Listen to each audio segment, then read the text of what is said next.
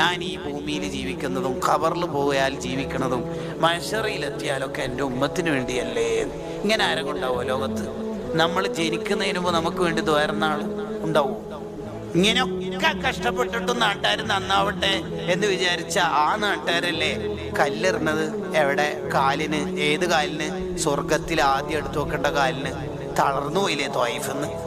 എണീക്കുമ്പോഴേക്ക്, കഷ്ടപ്പെട്ട് എണീക്കുമ്പോഴേക്ക് ആ ചെരുപ്പ് രണ്ടും ചുവന്ന കളറായില്ലേ ബ്ലഡ് കൊണ്ട്? തളർന്നു പോയില്ലേ? എന്നിട്ട് ആ തളർന്നിരിക്കുമ്പോൾ ജിബ്രീൽ അലൈഹിസ്സലാം വന്നിട്ട് ചോദിച്ചില്ല പർവ്വതിട്ടിട്ട് നശിപ്പിക്കട്ടെ?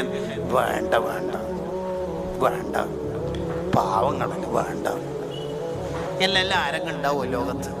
അല്ലാഹുമ്മ ഹ്ദി ഖൗമി, പിള്ളറാന്ന ഒരു ഫൈന്നഹും ലാ യഅലമൂൻ, ഒരറിവില്ലാത്തതുകൊണ്ടാണ് ഓരെ നന്നാക്കണേന്നല്ലേ ദ്വാരുന്നത്. ഇങ്ങനെ ആരുണ്ടാവും ലോകത്ത്? നിങ്ങൾ പറയും, എന്താണ് അവിടുത്തെ മനസ്സിൻ്റെ വിശാലത? എന്താണ് അവിടുത്തെ ഒരു കരുണ?